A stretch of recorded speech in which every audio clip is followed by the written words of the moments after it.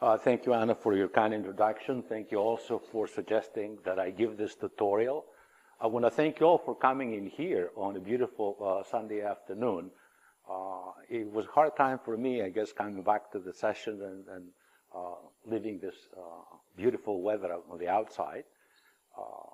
As Anna just mentioned, my name is Vassili Karanassios. I'm a co-founder of a degree program in nanotechnology engineering at the University of Waterloo. And I got into this 3D printing by necessity. And that we're trying to build a lot of things in my laboratory, and there's a major time lag between going to the machine shop and taking the devices back. And I'll make further comments later on, but also we try to microfabricate things using clean rooms and the semiconductor technology that people will use to make microchips. And then the time lag is also significant there. You have to do fabrication, have to get the masks, the photolithography, and everything else, and it could set you back in the tens of thousands of dollars. So we got into this 3D printing initially, and I'll show you how we got into this. And it turned out to be a transformative technology, and the more I read about it, the more excited I get, because it will change the way we do things. So let me see if I can move on. And I'm going to repeat a little bit of what is in the abstract, because 3D printing has been receiving significant attention now for the last decade, but really it's not that very new. It's a transformative technology, in my opinion, as I mentioned, in many areas of science, medicine, including dentistry, and technology. It also, I'll make comments as this presentation progresses, on traditional manufacturing. It could change the way we do things, and that's what I mean by transformative. I'll explain in this tutorial what 3D printing is, in some detail, what materials can one use, what can it do, what can it not do, what are the advantages, what are the limitations, and then toward the end of the tutorial, I will encourage you to participate, a few future directions in 3D printing, in my opinion, and I think it will have societal and economic impact. Certain factories might eventually close on account of 3D printing. I usually, if the audience is okay with this, if you want to introduce yourself and say a few words about your interest in 3D printing. Go ahead. Okay, I can continue. Please feel free to interrupt. So I will encourage you to ask any questions you may have. I cannot guarantee any answers, but I'll try. I don't want to say I'll do my best, because sometimes best is not good enough. You got to get it done. Anyway, we got into this by rapid prototyping, as I mentioned before, because we wanted to get things done relatively quickly. And we got a book chapter actually published in 2011. So by 2010 it was submitted, or submitted 2011, published 2011. And we did this by doing what I call 3D chips. I'll get into this battery-operated microplasma. This is new devices that are generating a lot of excitement. But I put this here, cumulative downloads, more than 4,000 downloads since 2011, which, in my opinion, is impressive. There's a great deal of interest in the United States. Then China, as one would expect. Next is India. And then Canada and the UK, they're almost tied up. And the UK has about 80 million people. So that gives you an idea of what directions nations might take in terms of 3D printing. What is 3D printing? So imagine that you want to print, let's just say, a page on 2D. So you send this to the printer, it comes out, prints it out, and then it's done. So in this case, what you would do, you will have a model on the computer screen. Let's just say this is a three-dimensional model on the computer screen. Then the software will slice it the way you would do on a page of paper, for example, and it will send one slice at a time to the 3D printer. So I go to the 3D printer, and the 3D printer, now I'll show you how this is done in some detail. It can print complex things, such as this one here. We did not do this, but somebody else did, or some simple devices of the type that we do in my own laboratory. And these things, they're very inexpensive to make, and they're very quick. So, and again, another example of 3D printing, where we have here is an X, Y, Z stage. It can move in the three directions, and the printer will come in, and it will put one layer at a time, will deposit one layer at a time, and this is shown here now. Then once this layer is finished, then the stage will move down, then another layer will be deposited, the stage will move down, another layer will be deposited. Essentially, you're seeing the object kind of grow in front of your very eyes. I have a little video here to show you.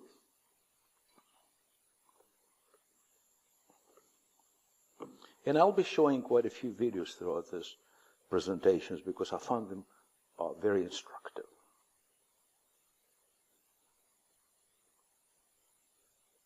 "3D printing technology is already changing the way we produce objects, from tools and toys to clothing and even body parts. 3D printing is part of a process known as additive manufacturing, where an object is created by adding material layer by layer. Additive manufacturing allows designers to create complex parts for machines, airplanes, and cars at a fraction of the cost and time of standard means like forging, molding, and sculpting. Now, smaller, consumer-friendly 3D printers are bringing additive manufacturing to homes and businesses. The first step in 3D printing is to create a blueprint of the object you want to print. You can use modeling software like Blender to create your own designs, or you can visit websites like Thingiverse or Shapeways to find objects other users have 3D modeled. Once you have a finished design, it's time to send it to the printer. Some printers, like the MakerBot Replicator 2, have renewable bioplastic spooled in the back of the device, almost like a string. When the printer receives the data, it pulls the material through a tube, melts it, and deposits it to the plate where it instantly cools.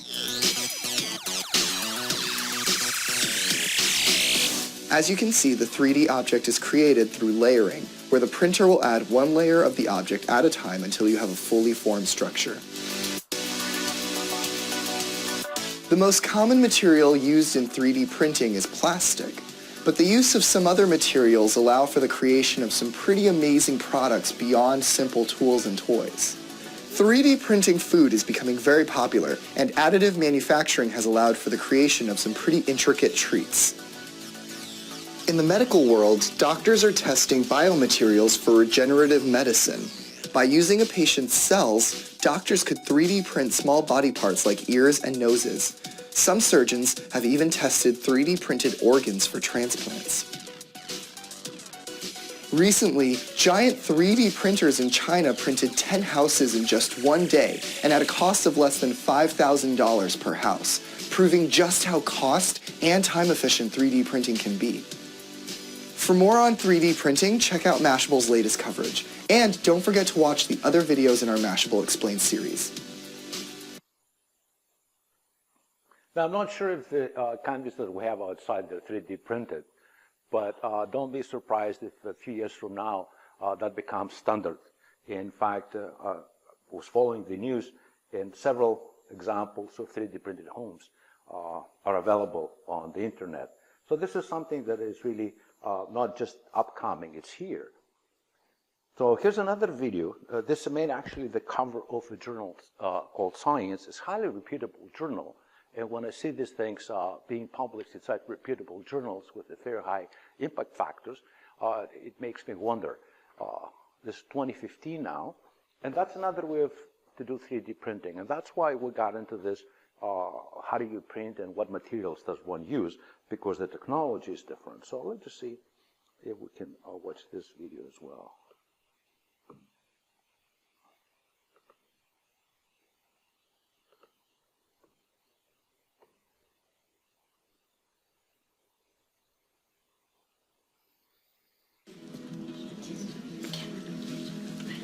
Today, I learned about space farmers. So a bunch of scientists from a company called Carbon 3D just introduced a totally new kind of 3D printing. They were actually inspired to make it from the movie Terminator 2.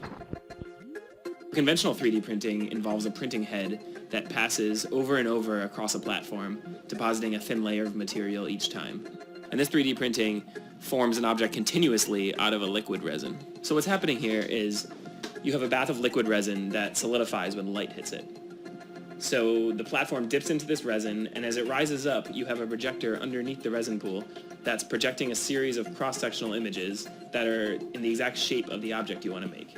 So as the platform slowly moves upwards, the projector moves through the different images, the different cross-sections, and that causes the object to form in the shape you want. Wherever there's ultraviolet light hitting it, that's where the plastic solidifies.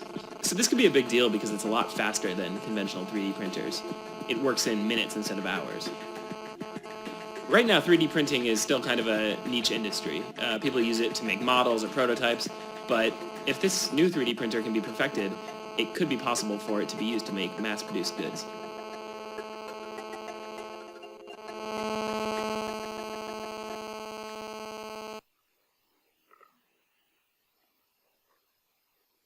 So hopefully these two examples give you a better idea of what 3D printing is and what it does and its significance and its applicability.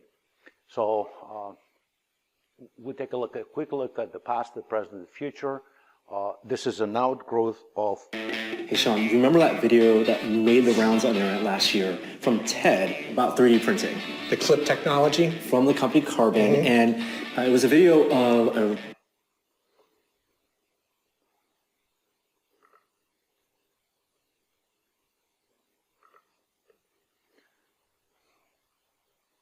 This really 3D printing is an outgrowth of rapid prototyping methods. Initially, what you have is subtractive manufacturing. You start with a block of material, whether that's metal or plastic, and then you start removing the material to sculpt out whatever it is the 3D object you want to make. In 3D printing is additive manufacturing. As you saw it just grows in front of your very eyes, or it comes out of the liquid as if by magic. So it's not as wasteful. And in fact, as I mentioned before, it dates back to the 1980s. It's only the last 5 or so years that's become very, very popular. I'll give you some 3D printing approaches. I'll talk about 3D printing materials, 3D printing applications, and some remaining 3D printing issues. I'll also venture out and make a few predictions about the future, but please keep in mind that my crystal ball is in the garage for repairs, so my predictions may not absolutely be correct. And of course, I'll some concluding remarks. So we'll start with the basic idea of stereolithographic apparatus, or SLA, and digital light processing. In this particular case, what happens, you have a laser that's under computer control. It raster scans across this XY base, if you will, but you will deposit out of the liquid resin will solidify where the laser is on, and it's one layer at a time. So one thing that becomes obvious then is the resolution of the various layers. These layers could be as much as 100 micron resolution. To put things in perspective, 100 micron is what you would get if you have one strand of hair and you look at the diameter. Some of them could be a lot smaller than that, as much as 25 micron. And then once this layer has been deposited, the base will likely move down, then it raster scans across the screen, and it's one layer at a time. Here's another way of doing this, fused deposition modeling. This is typically used with thermoplastic materials. That is to say, it's a material that you can kind of melt it or soften it above its glass transition temperature. Then you deposit the layer. As the layer moves down, it solidifies again because it reaches its room temperature. So this is what happens here now. You have a platform. The platform can move again in X, Y, Z direction. There's a 3D object to be developed, and you have the built material spool and a support material spool.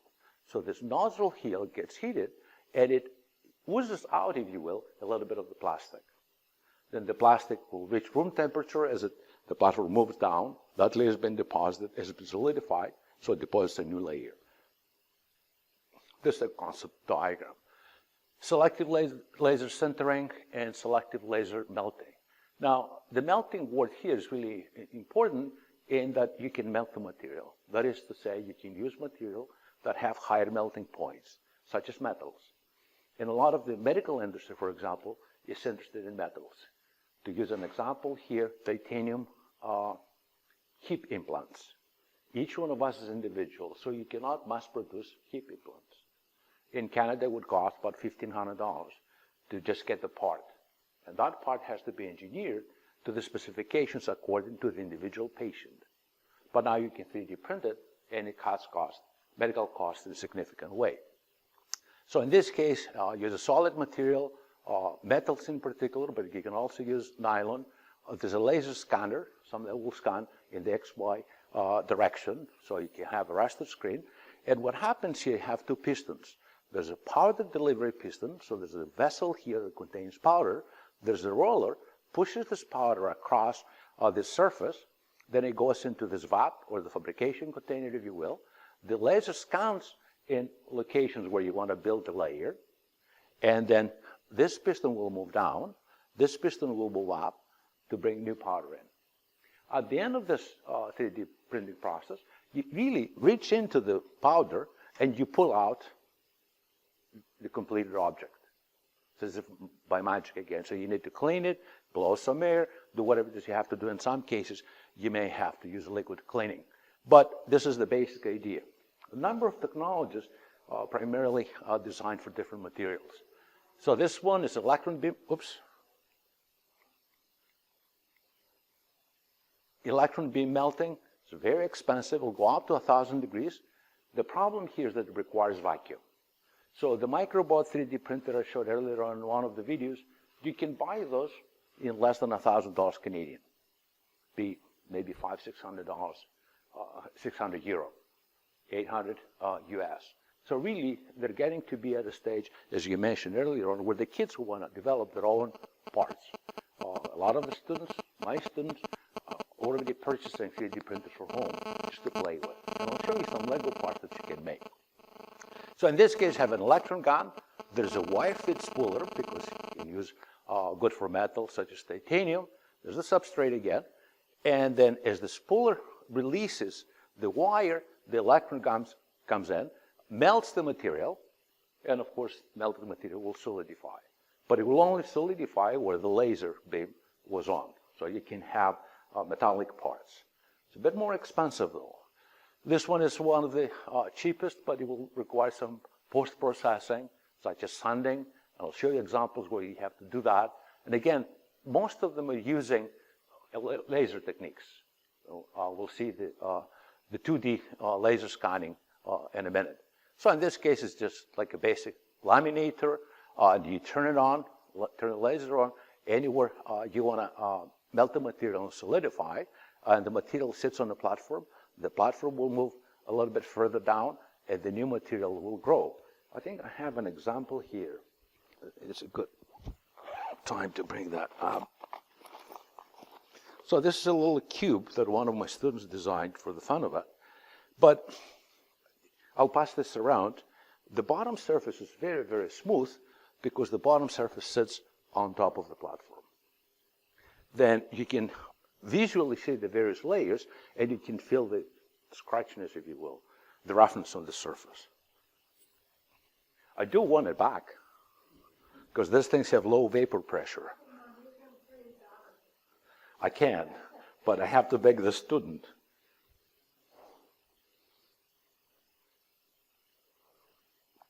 So the bottom surface is smooth because it was sitting on top of the platform. And then you can sand the surface, or you can do some post-processing, if you will. In terms of printing materials, this is really very important. In addition to technology, the question is what material can one use and for what purpose?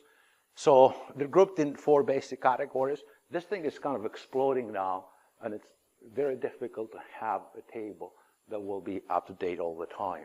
But we can categorize them in synthetic polymers, metal, ceramics, and glass. In glass, I'll show you an example later on, it will be transformative. I'm in a chemistry department. We need a glass blower. You have to beg the guy to get something done. Now you can 3D print all your chemical apparatuses. So it will be transformative in that respect. Some professions will disappear. So let's just go into materials, synthetic polymers such as nylon. These are thermoplastic materials. They become pliable, they become soft as you raise the temperature close to glass transition temperature. Glass transition temperature is the temperature in which the material kind of softens up. Then you can manipulate it every which way you want. Then when the temperature drops again, let's just say to room temperature, this resolidifies. So the classic example of that will be polyimide polymers such as nylon. We'll know what nylon is. This is a monomer. It repeats itself multiple times to give you the polymer. And these are the kinds of polymers that people have made with nylon.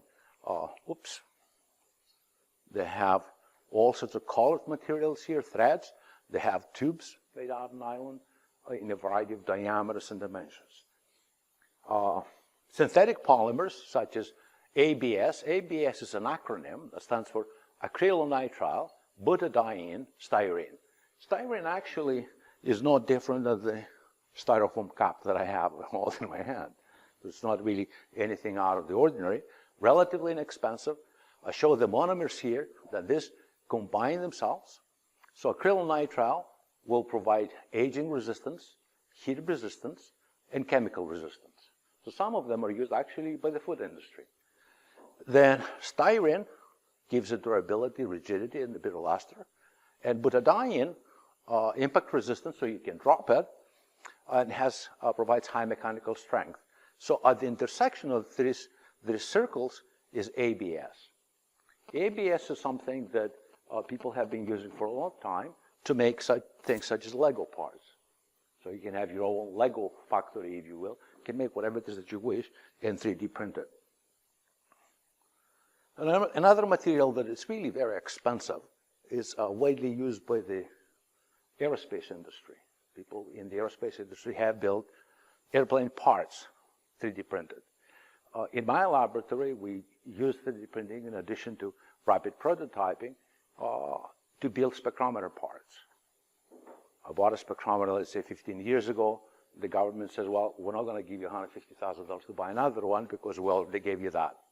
But you go, that was very old. As things age, we need replacement parts. The original manufacturer will not make replacement parts, so we can 3D print it. For instance, this one finds wide applicability, is a high performance, can be used as a replacement for aluminum.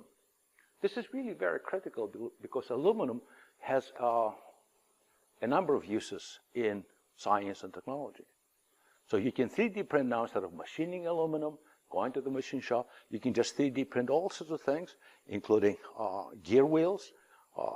This one I like. It begins to change the way people do dental implants. So instead of just having a replacement or whatever you want to call it, you just get new dental implants made out of high performance materials, and of course tubes and things of that type. It has really good chemical resistance. It also has good biological acceptability. So once you put that in your mouth, the body will not reject it. Electrostatic discharge makes it very safe for aerospace applications. The people that try to put satellites in space also use the material. And it has very low outgassing. So it could be used for mass spectrometry or in areas where you have requirements for high vacuum, 10 to the minus 5, 10 to the minus 6, 10 to the minus 7 torr. It could be used. So instead of machining it then, you can just 3D print it. Some synthetic polymers that show the resin where the material kind of grows as if by magic out of the liquid. Then things that we all know, taillights, for example, or bicycle lights, or what have you. Most of us won't be seeing dragons any day soon, but that's okay. Too many resins to mention. Some have proprietary formulations, so some cases it's kind of hard to find the actual specifications. We'll show you some examples of that. And properties and color are application dependent. Again, this is reminiscent of what I showed you earlier on, but this uses Texas Instruments digital micromirror displays. Let me just show you another example here of a video. If a picture is worth 1,000 words, a video is worth a gigawatt or a megawatt, whatever you want to call it. So let's just watch this.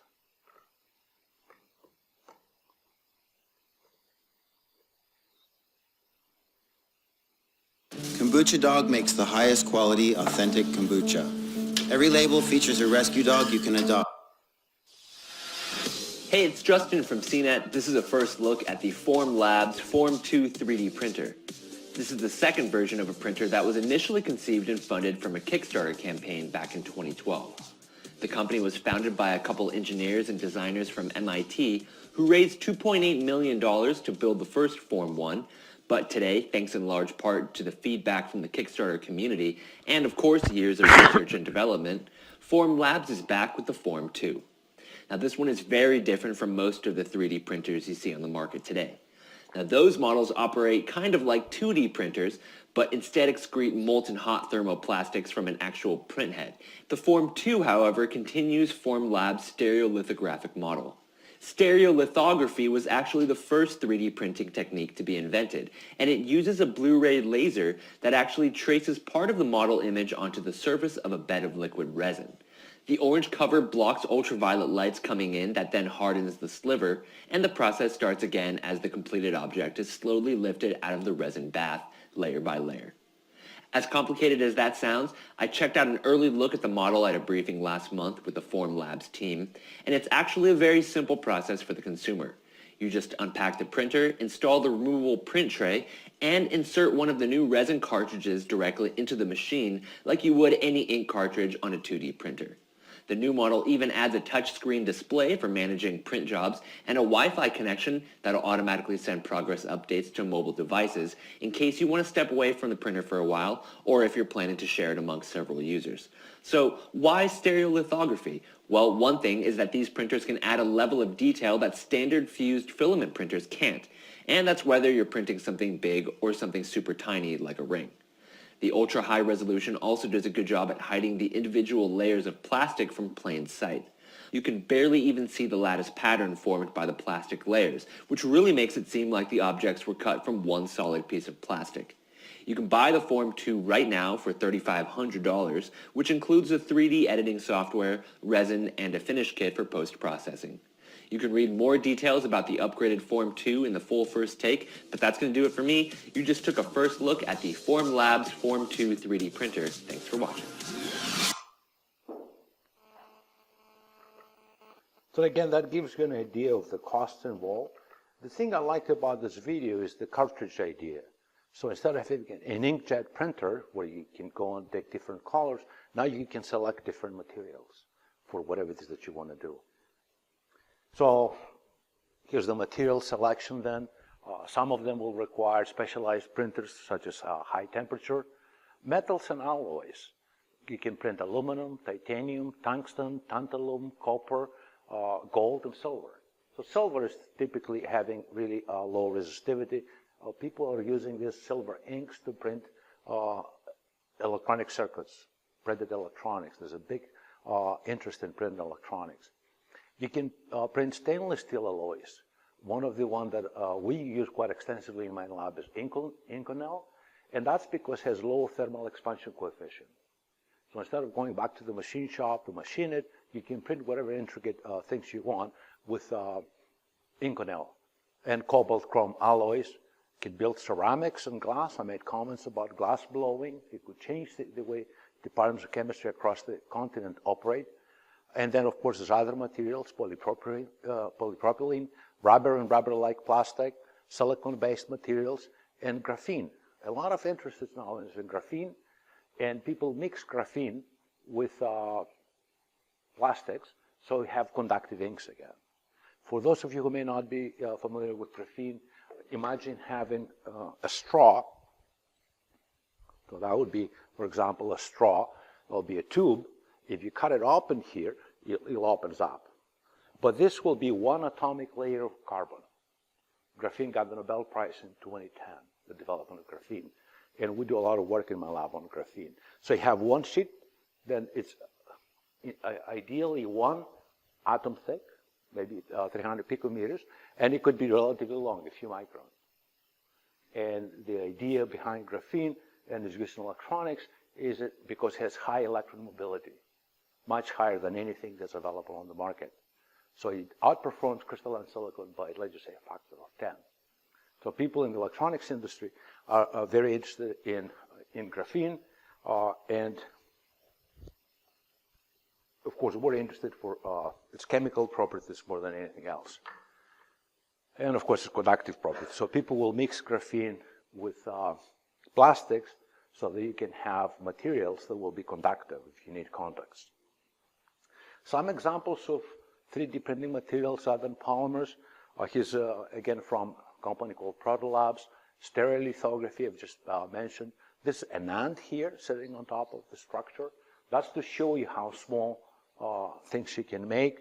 You can have selective laser sintering to make all sorts of intricate like turbine-like structures out of ceramics, and direct metal laser sintering, where you can have really very complicated structures made out of metal. And again, this is just an example, not meant to single out any particular company or advertise them, just to give you an idea of where the whole thing goes. I thought I should include something in terms of manufacturability. At the beginning, most of the promise of 3D printing was to make one device or something that you'd like to have in your own laboratory. Now, it seems to me that it's moving outside of the laboratory curiosity and is going into the mainstream. And people in the field talk about the factory of the future based on 3D printers. It has the potential to impact, if not alter, the traditional manufacturing paradigm, where things will be done on a 3D printer. So out of curiosity, I Googled 3D printing, and I found more than 44 million hits later this month. And then you can make all sorts of, again, intricate designs. These are pure copper now, where people are getting into this. Ceramics, aluminum oxide ceramics. This one is Inconel 718. Inconel also does not oxidize easily. So it changes the way people do things. There's one video I think is worth watching.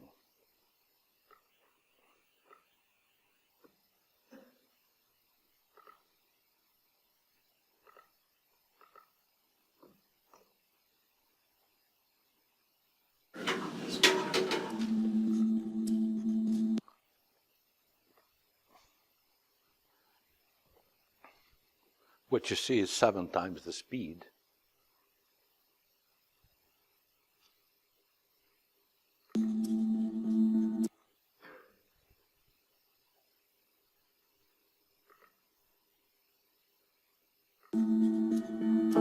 The big opportunity here is to take 3D printing into functional prototyping and into 3D manufacturing. So we're building out the factory of the future right now.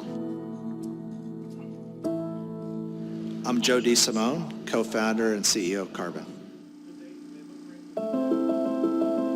I joined the faculty at the University of North Carolina at Chapel Hill in 1990 in the chemistry department. I was there for 25 years. What drew me into the field of 3D printing was really a lack of being impressed by what was available. The technology has all these shortcomings. The parts are not final parts. They're made way too slow, and they do not have the economics to ever think about being 3D manufacturing. So the field needed a technological revolution in order to trigger all these advantages that digital manufacturing would have. Carbon is a new approach for doing 3D manufacturing. And we use light to craft objects. The key to this is that this window is actually a composite material, and it brings in oxygen and allows light to go through it. And so the oxygen works in a polar opposite way that light does. So by combining both the yin and yang, if you will, we can control the two of them and allow us to maintain the puddle, the liquid, so that we can pull objects out of the puddle, and it allows us to do the fabrication of objects that are 25 to 100 times faster than traditional 3D printing. And so you can have much better designs. It can be cheaper to assemble, and it gives you the flexibility of having bespoke opportunities, so tailored to an individual, solving people's needs, whether it's high-performance athletic footwear to a medical device that improves human health, lightweight vehicles, airplanes, cars, make them more fuel efficient. Then instead of being made out of 15 parts, because that's what you need in order to assemble it using traditional manufacturing, it can now be made out of 3 parts.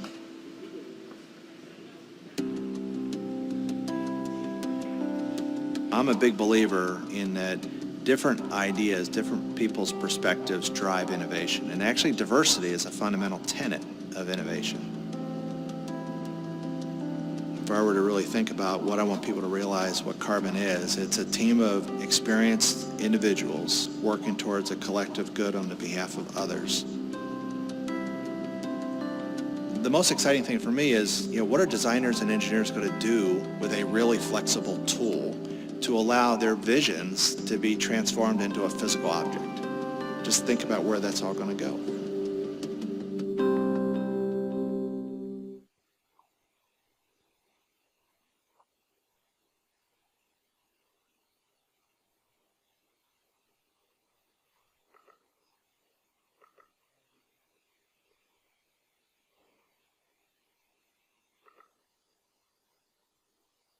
So we'll look at the materials then a bit quickly.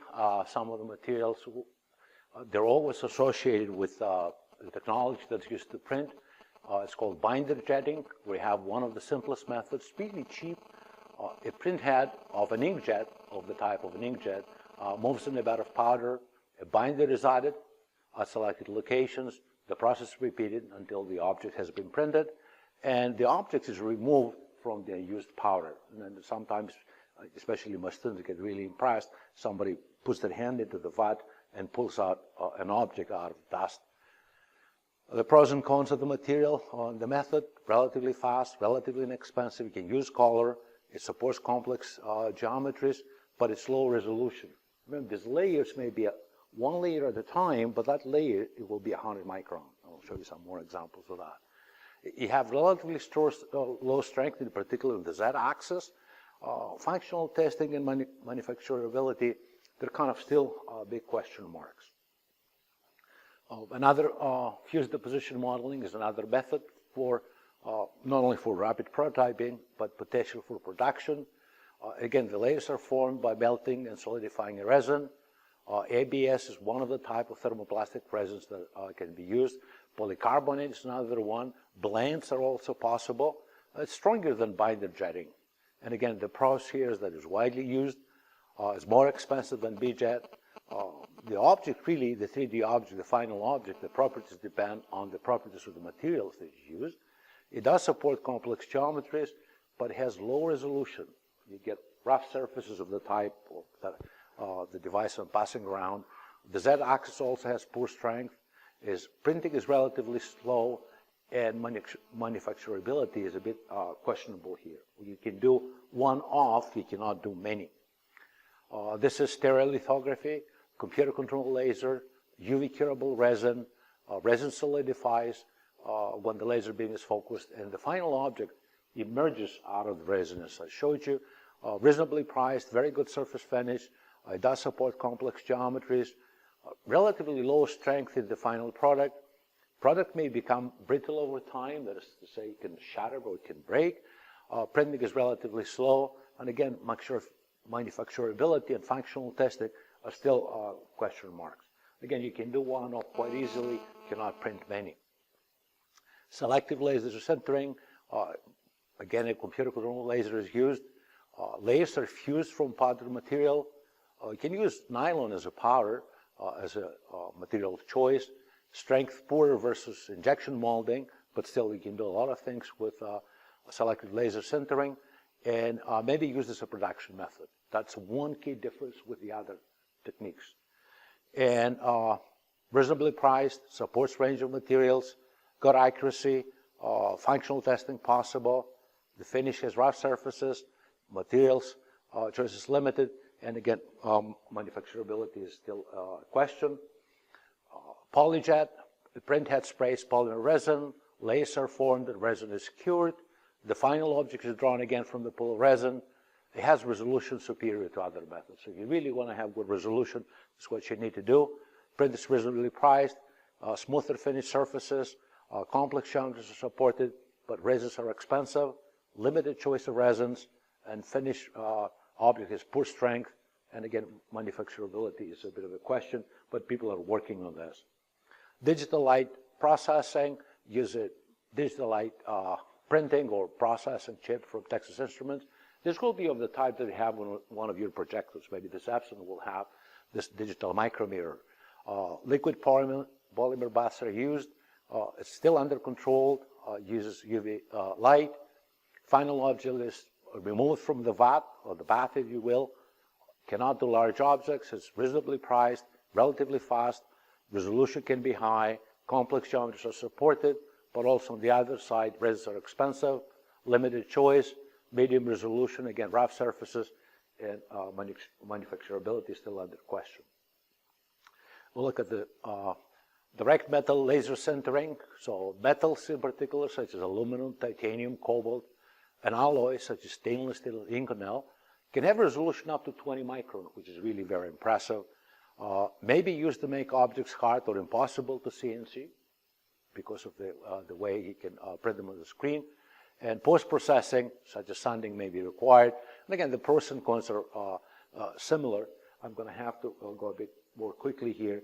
What I want to encourage you to do, go to the web again, look at the material properties, what you have, in this case, stereolithography, selective laser sintering, direct metal sintering. I won't be discussing this, but what you would find on the web, if you click here, for example, you can download a PDF of all the material properties. So this is getting to be now more and more professional. The information that you get here, an example is shown here, I cut it here, so that we can see it comes from 3D systems. It's not something that I developed, but it will give you now all of the material properties that you really have to be concerned about. So in healthcare, dental and medical implants, the global market's about $500 million, or was in 2014. People estimate about 18 to 20% growth. Some example companies are listed here: Digilab, EnvisionTech, Invitech, Microfab Technology. So there's a whole range of companies that will do things of the type for you. Chemistry applications, too many to mention. The proceedings paper is referenced in the abstract, provides an extensive list of references in this area. I was going to discuss this in some detail, but what we're trying to do in my lab to go from something that's as big to something that's as small as this, and actually this is 3D printed. And these things will use quite a bit of electrical power, 1 to 2 kilowatt. We'll use a lot of gas. We can 3D print it now and run it from a battery. This is an example of a sugar cube sized plasma. This is a plasma of the type that you use in the semiconductor fabrication industry. And I actually have an actual sugar cube here to show you that the actual sugar cube is a bit bigger than the actual device that we've designed. And again, this is the rough edges that would likely require sanding that I mentioned before.